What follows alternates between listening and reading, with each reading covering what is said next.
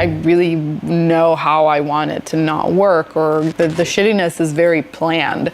And in some way, it's like, it's much harder than you might think to build something that doesn't work.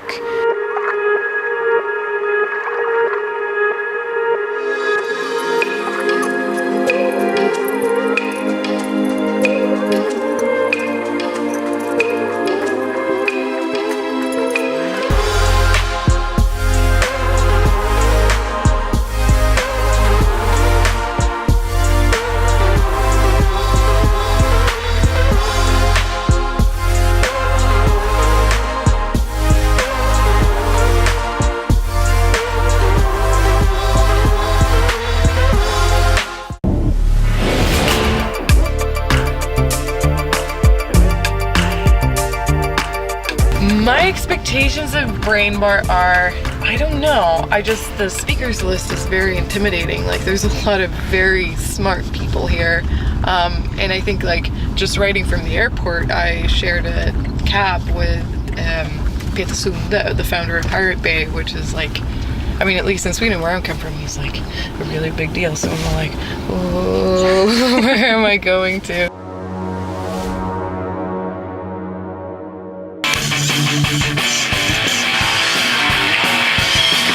It is something called the wake-up machine.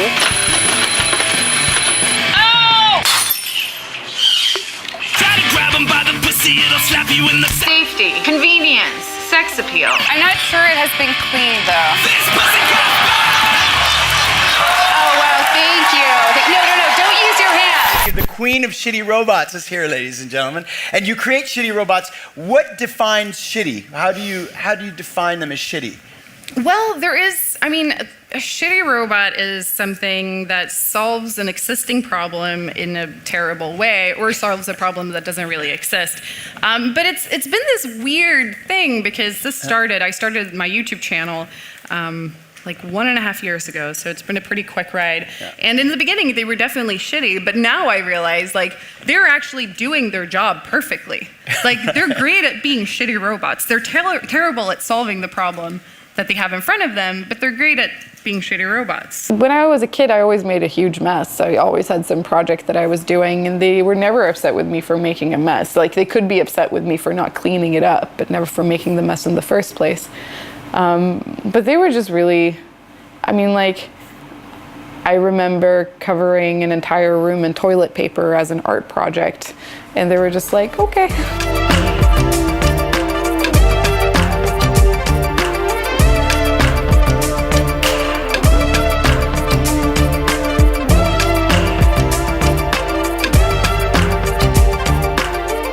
I grew up in Stockholm, or a little bit outside of Stockholm, and my parents were just very open to us kind of doing anything, and they were always encouraging the different interests we had, no matter what it was, kind of. So they were just very supportive. I have 2 older siblings, an older brother and an older sister, and they're very creative people. My sister's a photographer, and my brother is a developer.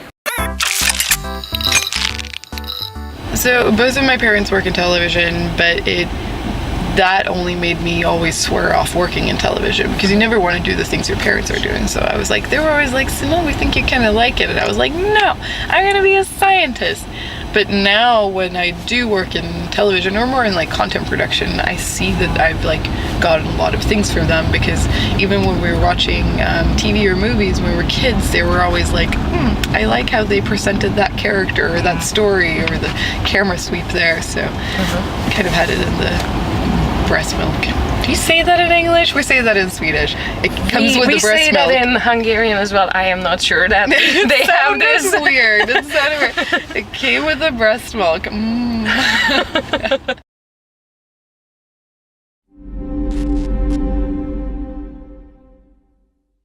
I always liked inventors, but like, what does it mean to be an inventor? I read my diary the other day from a couple of years back, and I'm like, I kind of just want to build stuff, but it's like, also like, who is an inventor? It's a very vague, like kind of cartoon fantasy job title.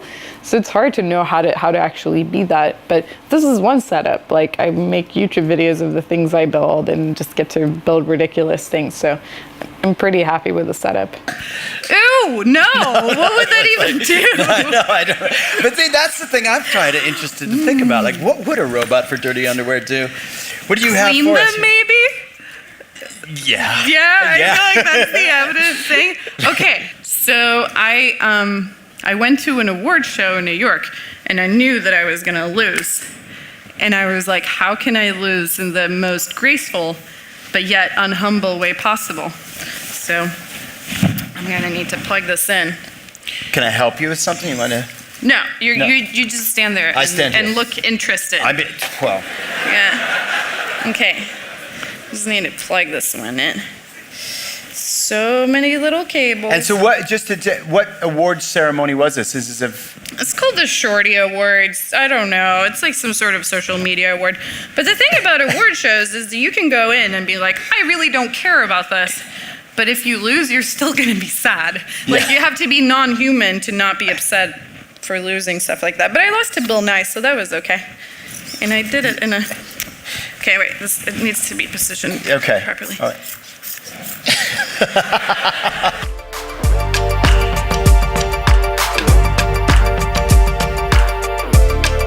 I started studying physics when I was 21, I think, and I just did it for the wrong reasons. I did it because it was the hardest thing, and I had good grades, and I was like, I need to put these grades to use in some way. But I realized that I liked making things with my hands, and I would probably have been better off doing like mechanical engineering or industrial design or something like that. I get my inspiration and ideas from boredom and procrastinating. I don't know, it's always if I have to do something that I don't want to do, I come up with things I'd rather be doing, and it's always a useless machine of some sort. But I think it also, a lot of them spur from everyday problems that I have. So, I mean, things that I just don't want to have to deal with, like brushing my teeth is not a thing I love spending time on, and I'd prefer it to run a lot smoother or be done by somebody else. The first shitty robot that I built was the toothbrush helmet, which is a skateboard helmet and has a robot arm and it has a toothbrush in the end of it, and it like brushes your teeth for you.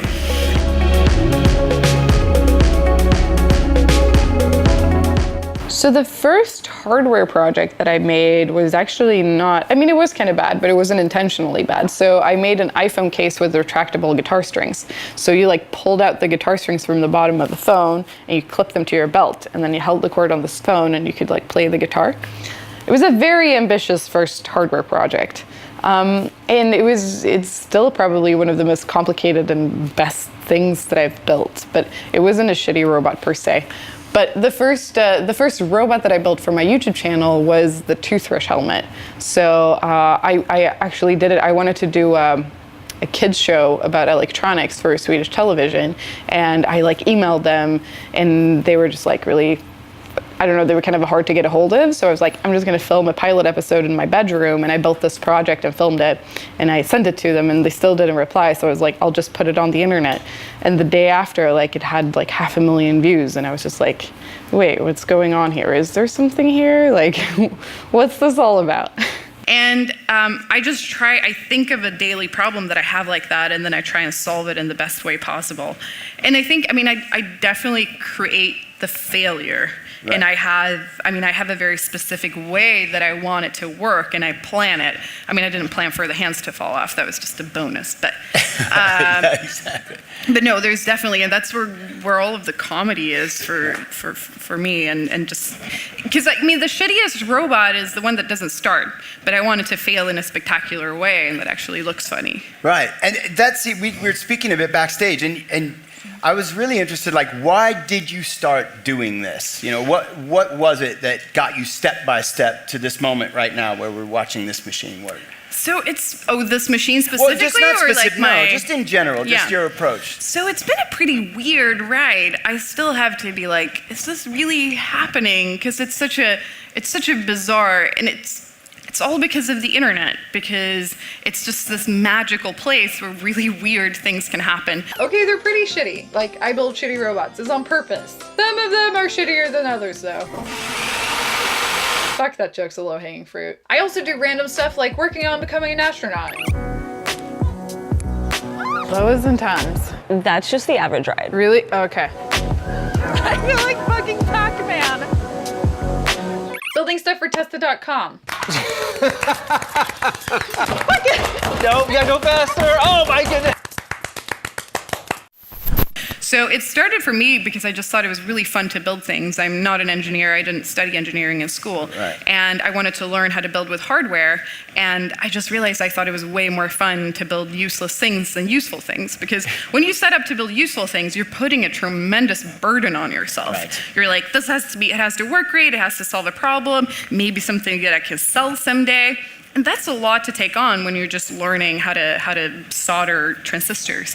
So I just decided to take that out of the equation, and I thought it was way more fun to build stuff like this. And then I didn't really know what to do with them, so I started making little GIFs of them and put them on Reddit. And so you can buy them. You cannot buy them. You cannot buy them. No. Oh, you gifts. I thought you said gifts. Oh, gifts. Yo, No, gifts. gifts. All right, so you come. Internet man. Fuck you. Dickhead. Fuck me. Fuck this robot. What I don't understand is with people who have fake nails, how the fuck do you scratch your butt? They're kid-friendly versions of my videos on Goldie Block's channel, but you should check out the non-kid-friendly versions first because it has a lot of dick jokes, if you're into dick jokes. If even this shitty robot can subscribe, then so can you. Ow. I made you! You're supposed to... It took me a really long time to realize that I was interested in technology. It wasn't until I was 23 that I had that moment of but wait, maybe I do like technology. Because I think, especially being a woman, you're just not exposed to other girls doing that as much as guys are. And it wasn't until I saw another woman she gave a talk about hardware hacking. And I remember seeing the talk and was like, wait, there's no reason I shouldn't be able to do these things. And I just realized that I had all these prejudice against myself of oh, I could never be good at programming, because I had been interested in programming and wanted to build websites, but I was just always but I could never really be good at it. And then I realized wait, there's no reason I should not be able to be good at it.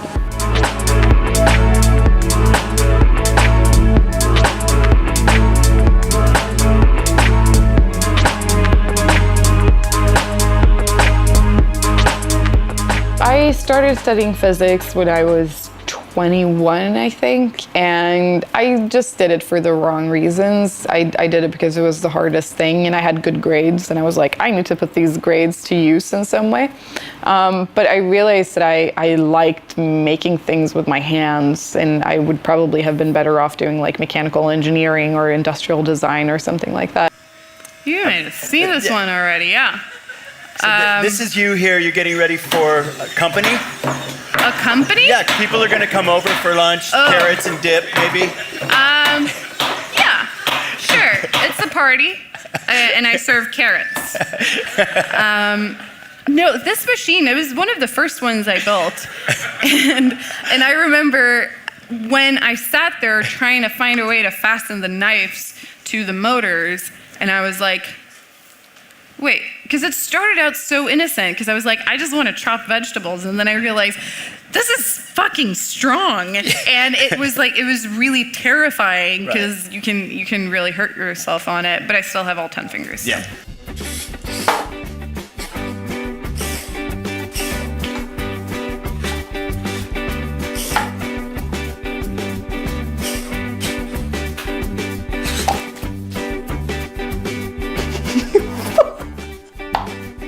God damn it! Oh my god! Okay, let's do it again. Have you run into any accidents? Have you actually injured yourself ever with one of your robots? Nothing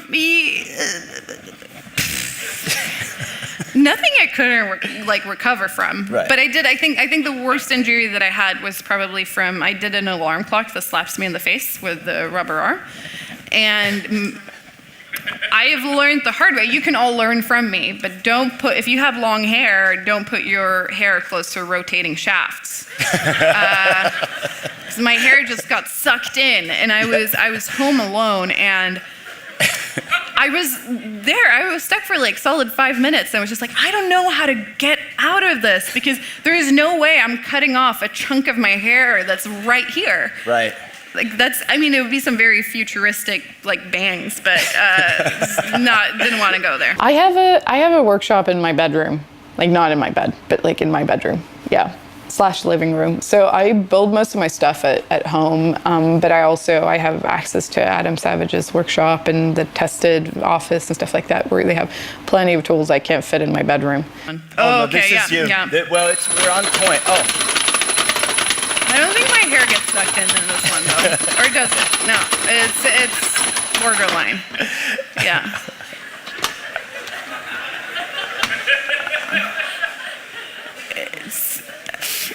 I mean, like, what baffles me the most with these videos, or like that one especially, is that so many people have seen it, and I love the idea that I might be the person in the whole world that most people have seen getting slapped with a rubber arm. It's like, I don't know what type of legacy it is, but it's something. I think it's a great legacy. I mean, I started this just because I thought it was fun, and I started putting stuff online, and it grew into something much bigger.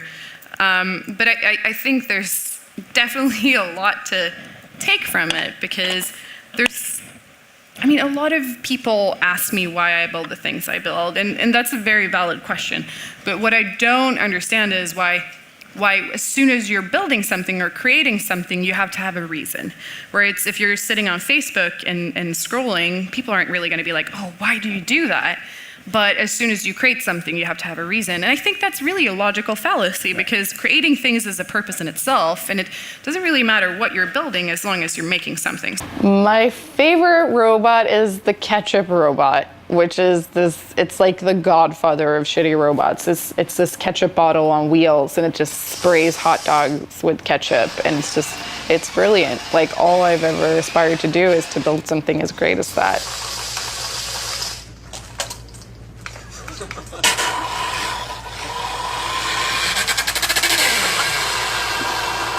I give a lot of talks, and sometimes like jokes fell flat. It's kind of inevitable.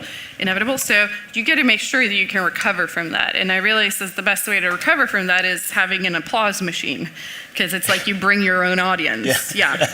It's like you're bringing your mom, and she always applauds when nobody else does it.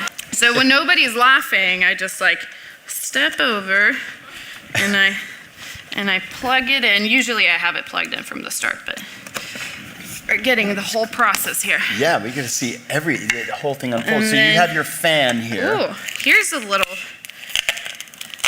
marker.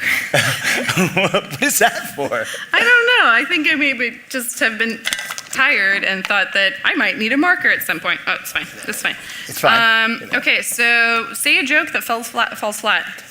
Yeah, so, oh God. I only know great jokes. Okay. That was my joke. No. I didn't even impress your fan. Oh, wait. Oh, there we go. Oh, yeah. I am pretty secretive about my projects, but mostly because I never know if I'm actually going to go through with them. So if I talk about it before, I'm like, oh, maybe I won't like that idea in a week. But I am publishing a new project next week, which isn't a robot, but a solution for people who like to nap everywhere.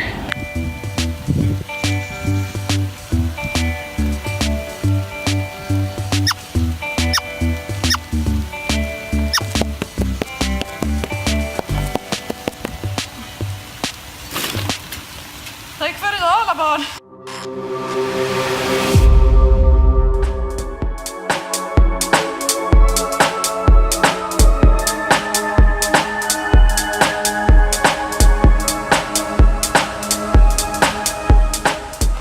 I feel like I'm like showing you something I'm gonna sell you illegally. Yeah. And like I have some elephant tusks in here. Here's like here are my socks. They match my hat. It's very important. A machine that claps its hands for you because you don't have anyone else to do it. And here's a part of the lipstick robot. So this is the lipstick machine. Why do you have pliers? Oh, just for general stuff. Uh-huh. I have a soldering iron too. This is my travel. Oh yeah, this work is your kit. toolkit. Can I show? Yeah. Yeah, can we show them? This is your travel kit. Yeah. Oh my God. for last minute troubleshooting. Yeah. I think I had some troubleshooting on stage. I think that's Some random fantastic. stuff in here, yeah. But we're not going to use that. I'm just going to use the tape. Okay, Because good. we're going to make you pretty. Oh. Prettier, sorry. Yeah. Prettier. Yeah. Yeah, you're already gorgeous. There's a little room for improvement, not much. Yeah, no, not much, but a little bit. I can see it. I'm going to help you. I know. Oh, this one's new. Yeah, I have a bunch of old ones that have been in so many people's mouths. You're getting a new one, yeah. Yeah, good. You're good. special. I would have insisted on it Could you hold anyway. that one sure. right there? Yeah, I can't wait. Okay. Just tell me. Okay. We're, so I built this, I built the lipstick machine, or made a lipstick machine a while back, but then I saw on YouTube all these YouTubers were doing videos where they did like 100 layers of stuff. So they did like 100 layers of lipstick.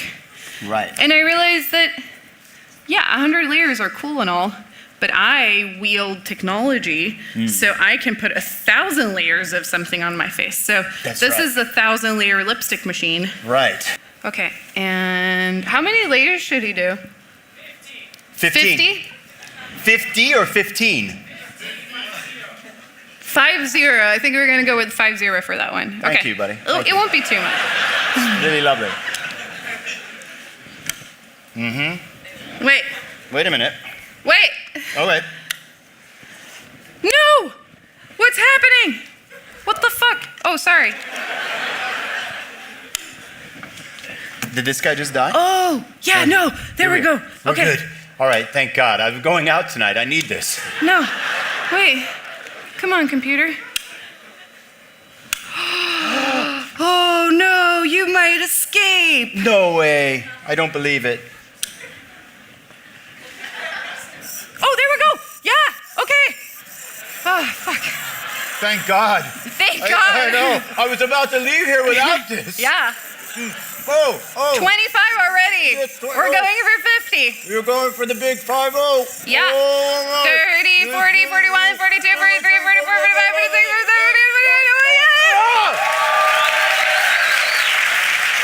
48. I have a bunch of inventors and people who make content or work in television in my family, but it's not until like pretty recently that I started seeing how all these different parts of my life and of my family have actually played into what I do now, because it's kind of a combination of all those things. They think that we have a plan, Yeah, but we they don't have a plan. No, We're they- just no, getting into no. decisions. I'm going to go out and I'm going to kiss somebody. That's what Oh, I'm going to do. really? You're right now. I'm going.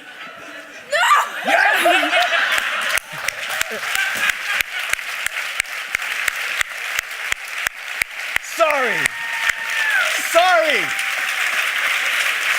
You possessed me.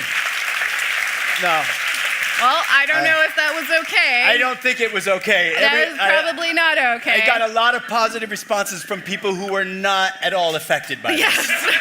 this. It's not. I mean, because it needs to not work in a fun way. Like the shittiest robot is the one that doesn't start, but that's not very interesting to look at. But for me, the creative process is like, I have an idea, I scramble to find time to prototype it, I make like one prototype. And that is one of the things that I really love with my job, because I was thinking about starting or trying to fund different hardware companies, and then I realized I have to work with the same idea for like 5 to 10 years, and I just like making one prototype, and then I kind of back off and not having to do like stability testing and stuff like that. So it's really perfect in this way.